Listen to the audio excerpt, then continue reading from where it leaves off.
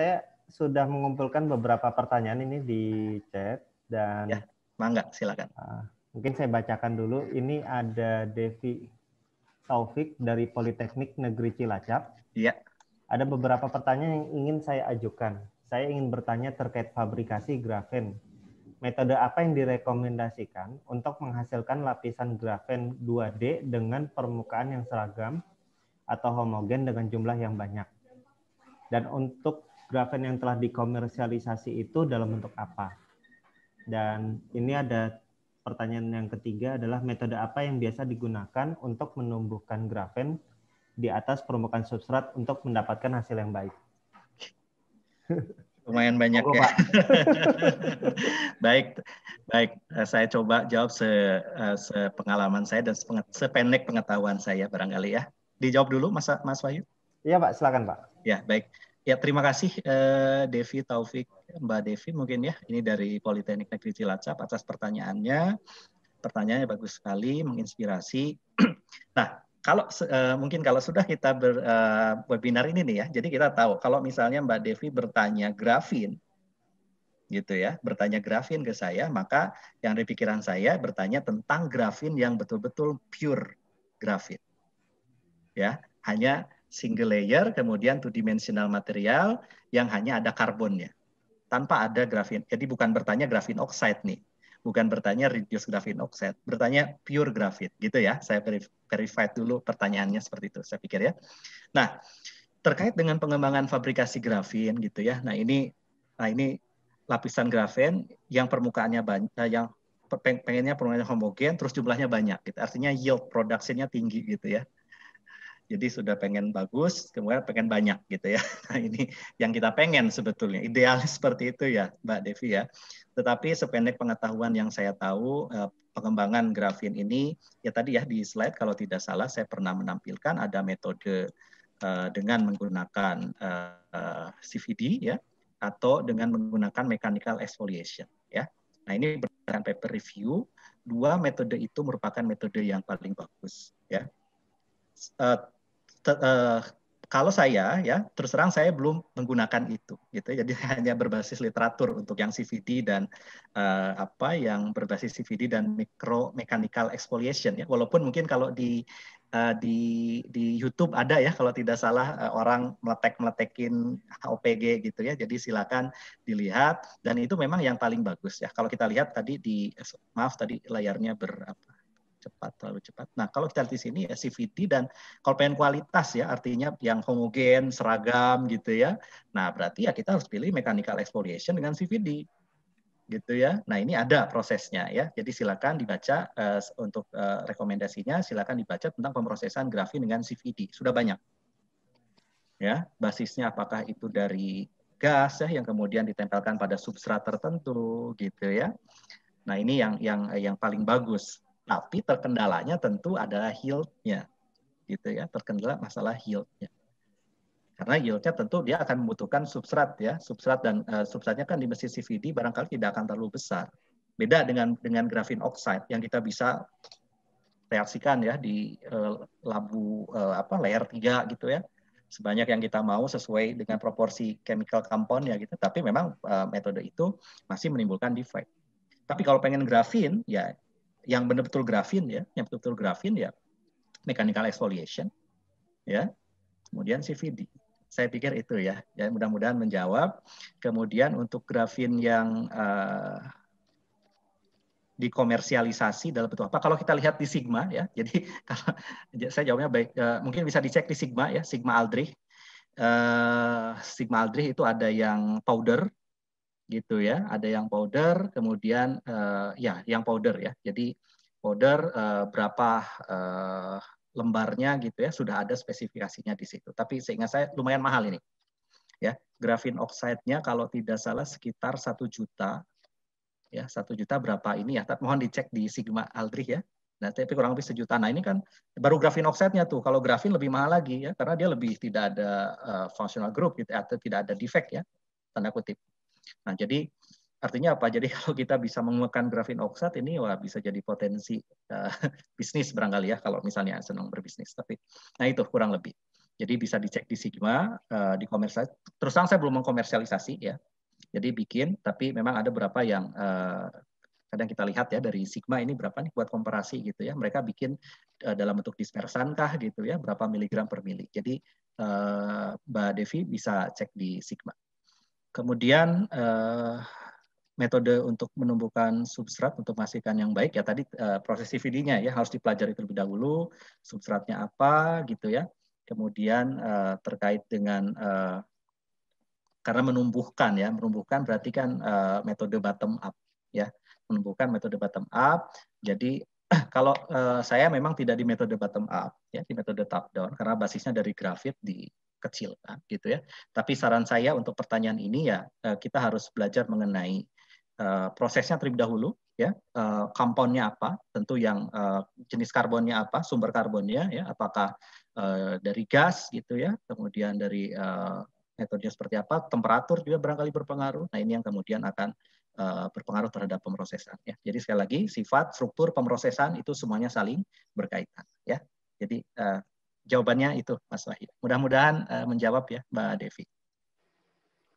Ya, terima kasih. Mohon maaf. Jawabannya nih Pak Henry, mudah-mudahan mencerahkan ya. Selanjutnya mungkin karena kita juga ada keterbatasan waktu, mungkin masuk sesi raise hand. Jadi bagi Bapak Ibu yang mau bertanya langsung bisa mengklik fitur raise hand yang ada di Zoom. Nanti dari kami akan memilih yang ingin bertanya langsung. Dipersilahkan. Oke, ini udah ada dari Bu Yeti Elvina ya? Ya. Ya, silakan mungkin langsung Bu, apa yang mau ditanyakan ke Pak Andri? Terima kasih panitia dan Bapak Dr. Andri Hardiansa. Saya Yeti Elvina dari Universitas Riau, Pekanbaru. Saya bidang kajiannya fitopatologi, ilmu penyakit tanaman di pertanian. Saya kebetulan orang pertanian yang tidak sengaja nyemplung ke bidang nanoteknologi karena ada yang mengajak bergelut di bidang nanoteknologi, terutama menggunakan nanositosan untuk pengendalian penyakit tanaman yang dikombinasikan dengan menggunakan mikroorganisme bakteri. Yang ingin saya tanyakan di sini, adakah metode untuk sintesis nanositosan ini yang tidak menggunakan senyawa kimia? Karena saya bergelut di bidang biofungicide, menggunakan metode biologis gitu ya. Jadi saya ingin metode sintesis saya itu tidak menggunakan senyawa sintetis. Kira-kira Bapak Dr. Andri Hardiansa, metode apa yang bisa disarankan untuk tujuan saya seperti itu? Saya sangat berterima kasih atas materi Bapak yang sangat bagus dan sangat menginspirasi saya untuk semakin lebih menggeluti bidang nanoteknologi. Sekali lagi salut dan terima kasih atas jawabannya nanti. Demikian Bapak, terima kasih. Assalamualaikum warahmatullahi wabarakatuh. Waalaikumsalam warahmatullahi wabarakatuh.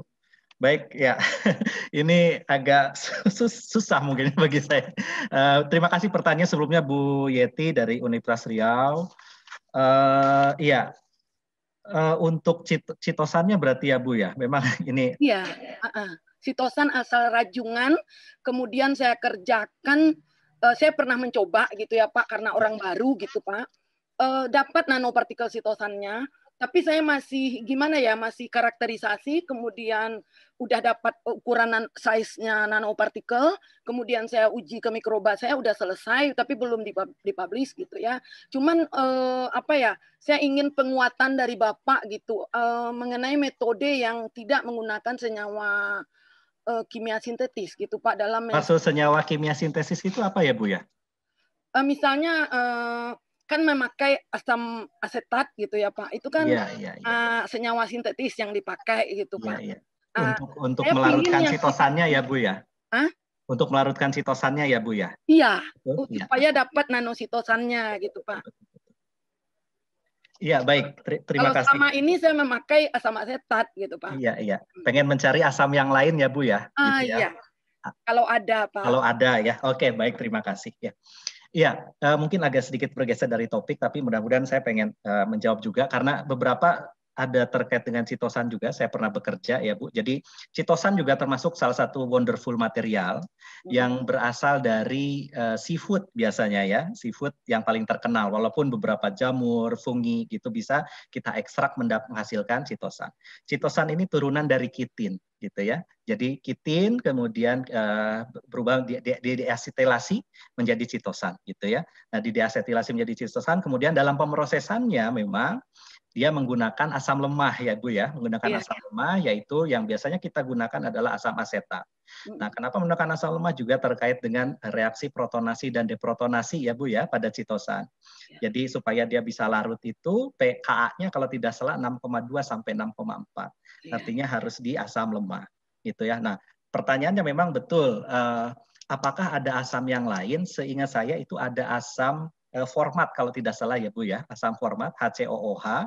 Kalau asam asetat itu kan CH3COOH gitu ya. Tapi nah mungkin itu bisa dipropos, tapi menurut saya asam asetat sudah termasuk yang karena dia asam lemah ya, jadi saran saya masih bisa tetap digunakan asam asetat ya, karena juga Ibu aplikasinya kan untuk bidang pertanian ya Bu ya. Iya. Ya Bu ya, untuk bidang pertanian, dan saya pikir ini tidak terlalu secara langsung terkait dengan bidang misalnya biomaterial gitu ya, akan di-attach ke dalam sel atau tubuh manusia. Memang itu ada konsiderasi kalau misalnya materialnya terlalu asam atau digunakan proses asam pada saat pemrosesannya, ini agak menjadi problem atau challenge gitu ya. Tetapi untuk pengaplikasian di bidang pertanian menurut saya penggunaan asam asetat menurut saya masih oke untuk membuat nanochitosan gitu ya Bu ya. Itu sepanjang memang fungsi dari chitosannya itu kita dapatkan, terutama fungsi antibakteri biasanya ingin kita peroleh ya Bu ya dari chitosan ya Bu ya. Kalau saya itu Pak ingin membuat formulasi mikroorganisme saya yang berupa bakteri, jadi saya mencari proses sintesis itu yang bersahabat, kemudian saya tambahkan satu senyawa sehingga dia bisa hidup dengan bakteri saya gitu Pak. Oh gitu. Iya, saran saya mungkin green sintesis ya Bu ya. Iya Pak, yang saya cari itu green sintetis. Betul Bu. Jadi mungkin terkait nanochitosan ini mungkin bisa dicari terkait dengan paper-paper, mungkin keywords-nya adalah green synthesis. Green synthesis of chitosan ya Bu ya. Mungkin detailnya ada di situ, saya mungkin kurang memahami ya karena terkait chitosan untuk mikroorganisme, tapi mungkin keywords ketika kita berbicara untuk ingin yang lebih green ya, green synthesis. Mungkin kalau bakterinya pakai asam asetat mungkin mati atau gimana ya Bu ya, mikroorganismenya. Nah, kita pengen cari yang lain mungkin dari keyword dari green synthesis. Saya pikir itu. Ya, terima kasih banyak Bapak. Ya, sama-sama Bu Yeti.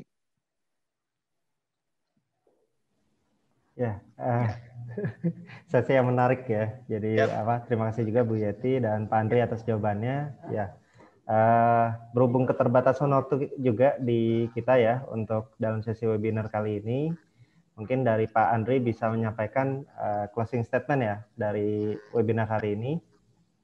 Dipersilakan Pak. Ya, baik. Ya, saya sebetulnya sambil scroll pertanyaan dari peserta. Jadi mungkin panitia bisa copy ini gitu ya. Nanti kalau saya ada ini nanti saya jawab via email gitu ya ke rekan-rekan yang bertanya karena memang keterbatasan waktu.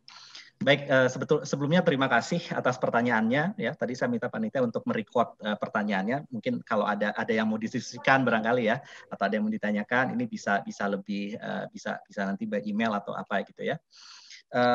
Terima kasih atas kehadirannya gitu ya. Alhamdulillah bisa sharing dengan teman-teman baru dari Indonesia barangkali pada jauh-jauh.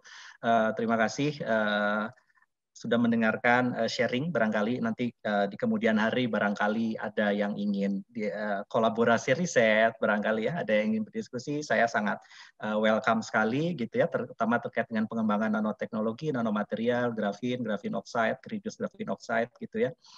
Saya sangat bergembira sekali dan terima kasih juga untuk panitia Nano Talk yang sudah memberikan kesempatan bagi saya untuk mengisi di acara webinar ini. Mungkin closing statement-nya ini terkait dengan bidang nanoteknologi dan nanomaterial, mungkin ini sudah saatnya kita akselerasi gitu ya, akselerasi riset dan akselerasi penelitian pengembangan. Karena kalau kita lihat tadi sejarahnya ya, saya bukan yang pertama ini graphene oxide ya, mungkin udah kesekian ratus ribu peneliti di bidang ini ya, karena sudah dipropos sekitar tahun 1855 gitu ya. Setelah mungkin itu zamannya perang di Ponorogo itu sudah ada graphene oxide gitu ya. Jadi saya mungkin kita ini mungkin yang harus akselerasi sekarang ya. Dan tentu kita harus memahami konsep utamanya bahwa pengembangan material ini selalu dibarengi oleh analisis struktur, analisis sifat, kemudian analisis proses gitu ya. Dan graphene oxide ini juga merupakan promising material, reduced graphene oxide juga sama ya. Gitu ya, grafin, ya, artinya yang betul-betul grafin, single, kemudian tadi 2D material yang mungkin ada beberapa sifat yang lebih powerful dibandingkan dengan reduced graphene oxide dan graphene oxide. Tetapi GO dan RGO juga punya sifatnya masing-masing yang kita bisa pakai. Dan ini juga sangat-sangat menjadi hot topics untuk baik di bidang fotokatalis tadi ya, mungkin di bidang anoda baterai, di bidang biomaterial, bidang hidrogel gitu ya. Mungkin nanti di bidang pertanian gitu ya, nanti seperti Bu Yeti, sebetulnya ada juga ini riset-riset terkait graphene oxide di bidang pertanian gitu ya.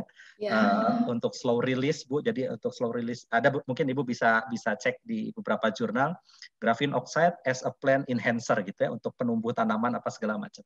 Sekilas kemarin saya baca dan ini menarik sekali potensi nanoteknologi di bidang agriculture gitu ya. Nah ini juga saya terinspirasi kenapa Indonesia harus main di posisi kita gitu ya. Negara kita negara agriculture, artinya nanoteknologi kita harus bisa gunakan untuk agriculture. Oke lah misalnya pengembangan tadi mungkin di awal-awal untuk luar angkasa apa segala macam gitu ya, nanoteknologi baik mungkin negara lain saja gitu ya, tapi kita ini punya agriculture yang luar biasa gitu ya, dan kita bisa mendekati pengembangan nanoteknologi di situ gitu ya, dan mungkin bidang-bidang yang lain juga bisa kita dekati dengan pengembangan teknologi yang memang sudah banyak terbukti itu bisa meningkatkan performa gitu, meningkatkan karakter, meningkatkan sifat daripada tanpa pendekatan nanoteknologi. Jadi mudah-mudahan bisa semangat ya, ini rekan-rekan mahasiswa, para dosen, para peneliti untuk mengembangkan nanoteknologi. Yakin kita bisa gitu ya, dengan menggunakan pendekatan yang sesuai, dengan menggunakan pendekatan yang benar gitu ya, dan insya Allah hasilnya bisa maksimal. Demikian closing statement barangkali ya Mas Wahyu dari saya.